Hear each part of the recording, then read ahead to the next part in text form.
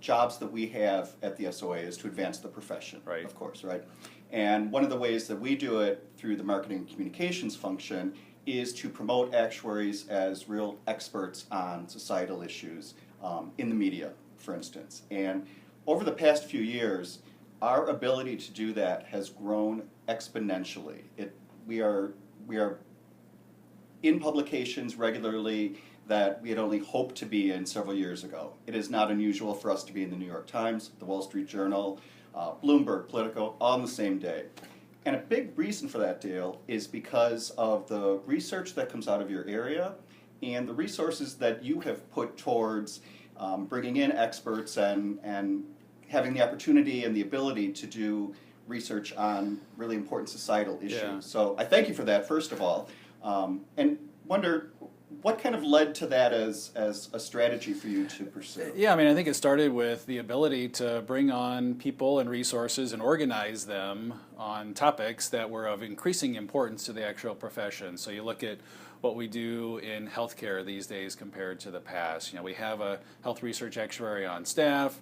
They're able to bring forward all the resources and forces they need to analyze all the things that are going on in the healthcare financing and cost and utilization trends and things like that. And the same thing on the pension side as well. We have a U.S. retirement research actuary. We have an opportunity to use a Canadian research retirement actuary and are able to focus the work that they do on big time, clear, important topics facing those practice areas and in general our whole actuarial profession. It has helped as well that there's these new topics in the news all the time that actuaries are at the center of. We have the Affordable Care Act. We invested in new pension mortality tables over the past few years, and that has really brought to light things like how mortality improvement is working, and the IRS is taking that information and proposing new regulations for pension tables.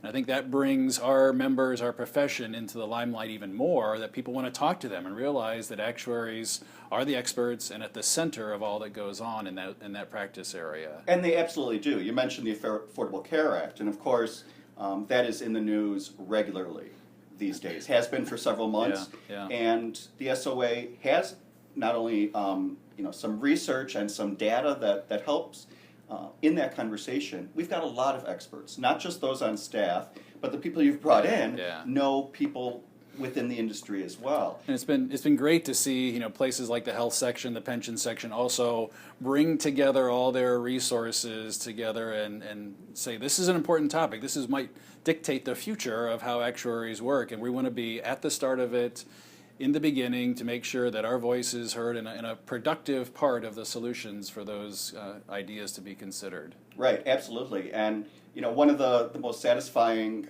comments that I heard recently was a reporter for, I believe, the New York Times, and I don't even remember what had happened in affordable care that day, but it was just the latest proposal.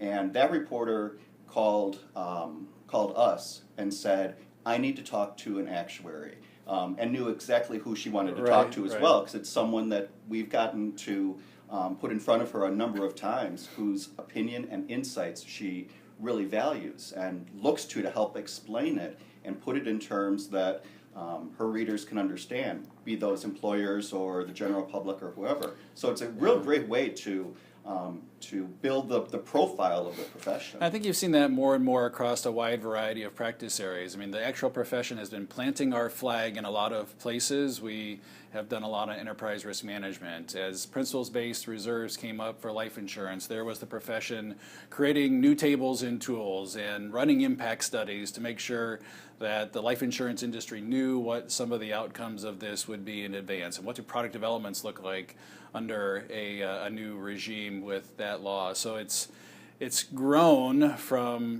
maybe one-hit wonders here and there into a lot of places where we're investing the time and resources collectively as a member organization and planting a lot of flags. I think that's a phrase that I use, making sure that people know that our profession is the one you want to turn to when important things are going on and have an important voice in the conversation.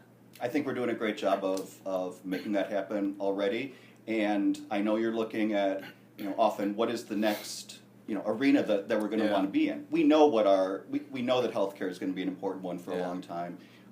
retirement, for a very long time, but kind of what's next as well. Yeah, I mean, I think there's a lot of strategies that we can take even further. One initiative that we're currently running is looking at what programs we want to really resource and invest in, not only in the next coming weeks or months, but for years to come. And we look across the different practice areas where actuaries work and say there's a lot of value in some of these to really leverage up all that we know, all that we can do into big strategic research programs. But it probably means also that you want to be consistent with all the research output that you have. You can't let 6 or 8 or 10 weeks go by without having something that's vital to the conversation come out. So we're trying to do that more. We do need to say, all right, here's all the things that we're expert in: mortality and longevity, healthcare, global aging, retirement, all those types of places where we've built up this big repertoire of resources and output, and how can we make that even bigger going forward?